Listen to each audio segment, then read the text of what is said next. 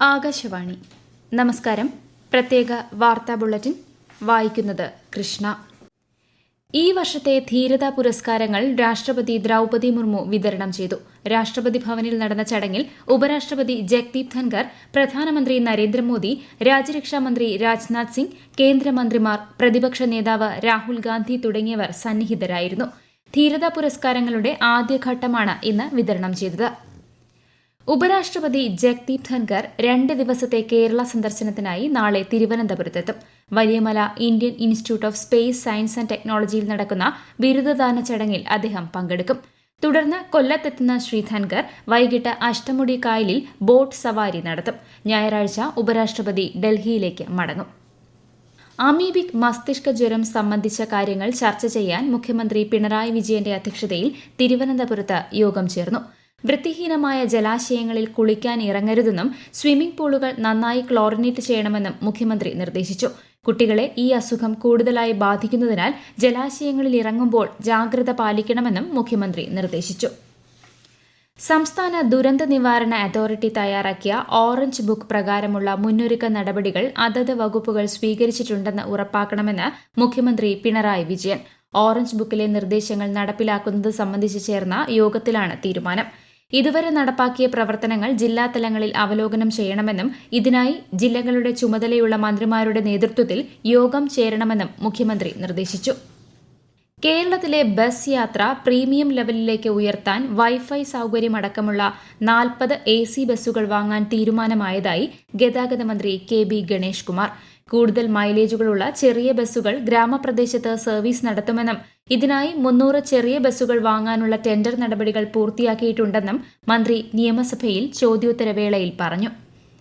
Thrissur Kunnamkulam road പണിയാനുള്ള പണം പൂർണ്ണമായി കേന്ദ്ര സർക്കാർ നൽകിയതാണെന്നും അത് എന്തുകൊണ്ട് പൂർത്തിയായില്ല എന്ന് കരാറുകാരോട് ചോദിക്കണമെന്നും കേന്ദ്ര സഹമന്ത്രി സുരേഷ് ഗോപി. ഉദ്ഘാടനങ്ങൾക്ക് പണം വാങ്ങും എന്ന് പറഞ്ഞത് പൊതുപരിപാടികൾക്ക് അല്ലെന്നും വാണിജ്യ സ്ഥാപനങ്ങൾ അവരുടെ ബിസിനസ് വളർത്താൻ ചെയ്യുന്ന ഉദ്ഘാടനങ്ങൾക്കാണെന്നും അദ്ദേഹം വ്യക്തമാക്കി. തൃശൂർ പ്രസ് ക്ലബ്ബ് സംഘടിപ്പിച്ച പരിപാടിയിൽ പങ്കെടുത്ത് സംസാരിക്കുകയായിരുന്നു അദ്ദേഹം.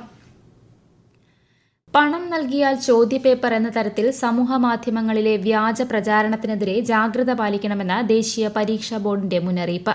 നാളെ നടക്കുന്ന ഫോറിൻ മെഡിക്കൽ ഗ്രാജുവേറ്റ് പരീക്ഷയ്ക്കുള്ള അപേക്ഷകരെ കബളിപ്പിക്കുന്ന വിധത്തിലാണ് ഇത്തരത്തിൽ വ്യാജ പ്രചാരണം നടക്കുന്നത്. FMGEയുടെ ചോദ്യപേപ്പർ തയ്യാറാക്കിക്കൊണ്ടിരിക്കുകയാണെന്നും ഇത്തരം വ്യാജ വാർത്തകളിൽ തെറ്റിദ്ധരിക്കപ്പെടരുതെന്നും ദേശീയ പരീക്ഷാ ബോർഡ് മുന്നറിയിപ്പ് നൽകി. നിതി ആയോഗിന്റെ നേതൃത്വത്തിൽ നടപ്പിലാക്കുന്ന സമ്പൂർണത അഭിയാന്റെ വയനാട് ജില്ലാതല പരിപാടിക്ക് കൽപ്പറ്റയിൽ തുടക്കമായി. നാളെ മാനന്തവാടി ബ്ലോക്കിലാണ് പരിപാടി. പാലക്കാട് ജില്ലയിലെ കൊല്ലങ്കോടും ഇടുക്കിയിലെ ദേവികുളത്തും സമ്പൂർണത അഭിയാൻ ഇന്ന് തുടക്കമായി.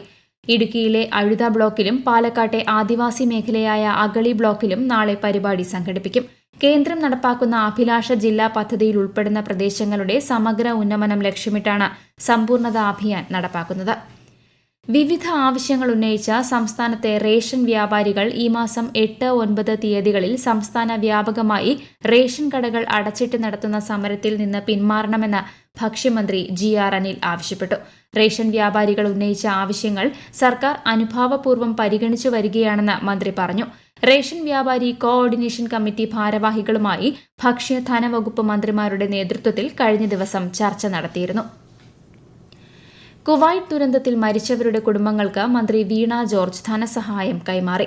സംസ്ഥാന സർക്കാരിന്റെ 5 ലക്ഷം രൂപയും നോർക്കയുടെ 9 ലക്ഷം രൂപയും അടങ്ങിയ ധനസഹായമാണ് വിതരണം ചെയ്തത്.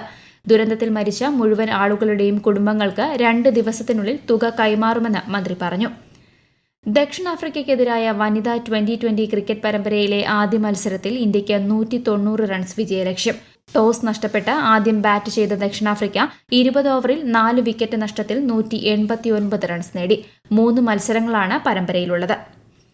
യൂറോ കപ്പ് ഫുട്ബോൾ ക്വാർട്ടർ ഫൈനലിൽ ഇന്ന് സ്പെയിൻ ജർമ്മനിയുമായി ഏറ്റുമുട്ടും. ഇന്ത്യൻ സമയം രാത്രി 9:30 മത്സരം. രാത്രി 12:30 നടക്കുന്ന രണ്ടാം മത്സരത്തിൽ പോർച്ചുഗൽ ഫ്രാൻസിനെ നേരിടും. ന്യൂനമർദ്ദ പാത്തിയുടെ സ്വാധീനത്താൽ സംസ്ഥാനത്ത് ഇടിമിന്നലോട് കൂടിയ ഒറ്റപ്പെട്ട ശക്തമായ മഴയ്ക്ക് സാധ്യത. പത്തനംതിട്ട, കോട്ടയം, മലപ്പുറം, കോഴിക്കോട്, കണ്ണൂർ, കാസർഗോഡ് ജില്ലകളിൽ കേന്ദ്ര കാലാവസ്ഥാ വകുപ്പ് ഇന്ന് മഞ്ഞ ജാഗ്രത നൽകി. കേരള, തമിഴ്നാട് തീരങ്ങളിൽ നാളെ രാത്രി വരെ കടലാക്രമണത്തിനും സാധ്യതയുണ്ട്. പ്രത്യേക വാർത്താ ബുള്ളറ്റിൻ കഴിഞ്ഞു. അടുത്ത വാർത്താ പ്രക്ഷേപണം നാളെ രാവിലെ 6:45.